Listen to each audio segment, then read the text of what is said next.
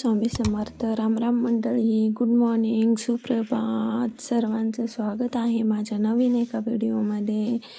चला तर मग इकडे पाहू शकता कसा राडा पडलेला आहे किचनमध्ये. आता सकाळचे वाजलेले आहेत 4 आणि सर्वजण गेलेले होता माझा आजचा दिवस बघा मंडळी. आहे कारण आमच्या कारभारी तर सकाळी लवकरच जातात. म्हणलं पाणी तापूस तर आपल्या डोळ्यातली झोप घालायला मस्त चहा बिस्किट घेतला आणि इकडं प्रेमने माझ्यासाठी आवळ्याचा ज्यूस वगैरे बनवून देत होता, कारण तो मला रोज आवळ्याचा ज्यूस बनवून देते. प्रीतम म्हणत होता मला पण कधीतरी बनवून देऊ दे ना तुला.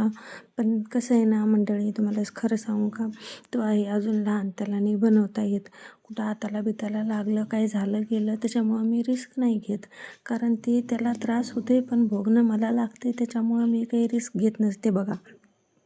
तर चला आता मग मस्तपैकी असा सकाळी सकाळी बेचव, ज्याला टेस्ट नाही काहीच नाही, असा मस्तपैकी आवळ्याचा ज्यूस पिऊन घेते आता मी. मला मस्त माझा मुलगा काढून देतो, कारण तुम्हाला तर माहितीच आहे, मी मागं एक व्हिडिओ टाकलेला होता, तुम्ही बघितलेले होते. त्याच्यामध्ये इतके केस गळालेत बाबा, काय सांगू तुम्हाला.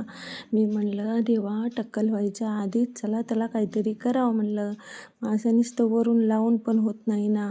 आणि मी केसाला मास्क पण लावते, सगळं करते, तरी पण काही केसाची गळती थांबना झाली, काही नाही. आणि असं म्हणतात की मी यूट्यूबवर वगैरे सगळीकडे सर्च केलं, गुगलला वगैरे, तर असं रिझन भेटलं की म्हणजे हिवाळ्यामध्ये थोडं जास्त केस गळतात एक्स्ट्राचे. म्हणून म्हणलं चला मग थोडंसं वरतून पण लावून घ्यावं, आतून पण आपल्या बॉडीला पण होते.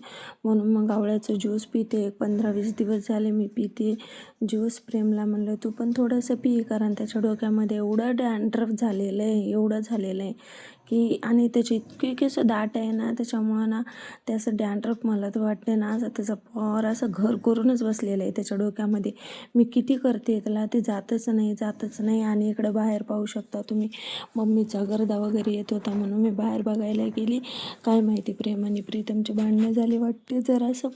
मग मम्मीनं दोघाला पण मारलं. मग दोघं रडत होते, हा इथं घरात रडत होता आणि तो बाहेर रडत होता.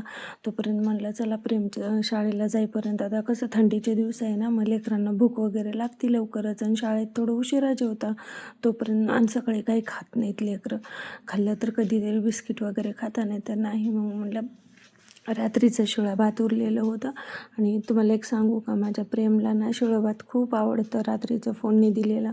मग मी म्हणलं चल त्याला कांदे बिंदे टाकून मस्तपैकी फोडणी देते. आणि तुम्ही पण मला कमेंट करून सांगा की कोणाकोणाला असं रात्री उरलेल्या भाताला सकाळी फोडणी देऊन मस्तपैकी असं गरम गरम खायला आवडतं, ते कमेंट करून नक्की सांगा. मग इकडं कढईमध्ये तेल टाकलं, कांदा, हिरवी मिरची, कढीपत्ता, कोथिंबीर, थोडेसे शेंगदाणे टाकून मग भाताला फोडणी दिली. आणि हा पाहू शकता तुम्ही, आला रडका माझा पितळ. लईच रडतं बाबा, हात बी लावले की रडतं. ते असं झाले घरामध्ये, तुझं माझं जमेना आणि तुझ्या वाचून करमाना. आणि आता मम्मीचं पण वय होत आले, त्याच्यामुळं मग मम्मी पण लहान लेकराच्या वरची झालेली आहे.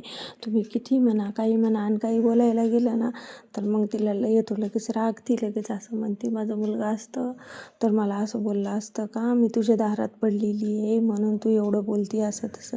पण विनाकारण सकाळी दोन्ही लेकरांना मार पडला. तर आता हे रडत होते इकडं, ते रडत होतं तिकडं. आणि मग मला जायचं पण वेळ लागतं, मला ऑफिसचा टायमिंग होत होता, त्याच्यामुळं म्हणलं कायच करू. मग थोडंसं समजावले, पटकन ऐकतात तसं तर माझे लेकरं, कारण असं एवढं हट्टीपणा नाही करत असं जास्त वेळ. आता दुसरे कसं लेकरं असं जास्त वेळ रडत बसतात, तसं नाही बसत. मग इकडं पाहू शकता मस्तपैकी मी भाताला दिलेली आहे फोडणी. आणि हा भात आता देणार मी प्रेमला. प्रेम मस्तपैकी खाऊन वगैरे जातो. आणि तुम्ही पण काय करायचं माहिती आहे का, लेकरांना सकाळी मस्त असं थोडंसं काहीतरी खायला लावत जा, कारण थंडीच्या दिवसामध्ये सांगायला लागतं आणि पचन पण होतं ते व्यवस्थित, म्हणजे लेकरांचं भूक पण वाढते. चांगलं असतं सकाळी खाल्लेलं. आणि माझ्या दोन्ही मुलांना पण असं ते भात थोडंसं बुडायला लागलेलं जास्त खावंसं वाटतं. ते थोडंसं कडक कडक होतं ना करपलेलं, मग ते जास्त आवडतं. म्हणून मग मी थोडंसं जास्त वेळ गॅसवरती त्याला असं कडक बनवलं. आणि इकडं पाहू शकता दूध तापत होतं. दूध तापायला ठेवलं होतं आणि मग जास्त वेळ दूध असं बारीक गॅसवरती उकळून घेतला ना, जर असे साय वगैरे अशी चांगली येते. कारण मग मला तूप करायचं असतं ना घरीच, मग बाहेरचं तूप नाही आवडत. त्याच्यामुळं मग घरी जेवढं झालं तेवढं अर्धा लिटर दुधामध्ये किती निघालं तेवढे 8-10 दिवसाला मग मी तूप करत असते. तुम्हाला व्हिडिओ पण टाकलेला आहे की मी तूप वगैरे कसं करते घरी, तर तुम्ही ते व्हिडिओ नक्की चेकआउट करा आणि मला कमेंट करून सांगा की कसा आलेला आहे तो व्हिडिओ. चला आता मी देते प्रेमला खायला मस्तपैकी गरम गरम. तुम्ही पण या खायला. तुम्ही बघू शकता किती छान असं एकदम असं वास तर लय भारी येतो फोडणी दिलेल्या भाताचा. मस्त असं खमंग असं वास येतो. आणि तो इतका रुसलेला होता ना, बोलायला तयार नव्हता. त्याच्यानंतर मी ऑफिसवरनं आली आणि लगेच संध्याकाळच्या स्वयंपाकाला रेडी. बाई कामवाली तर बाहेर गेली की काम करायचे, घरात आले की मोलकरींसारखं राहायचं. हां तेच ते. मग इकडं लेकरांचं असं म्हणतं की रोज रोज तेच खाऊन कंटाळा आलेला आहे. मग म्हणलं चला काहीतरी वेगळं बनवू. मग असं मस्तपैकी कांदा बिंदा घालून बटाट्याचं सारण वगैरे भरून मी मस्त असं त्यांना फ्रँकलिन बनवून दिले. चीज बटर वगैरे हे लावून आणि चीज टाकून फ्रँकलिन बनवून दिले.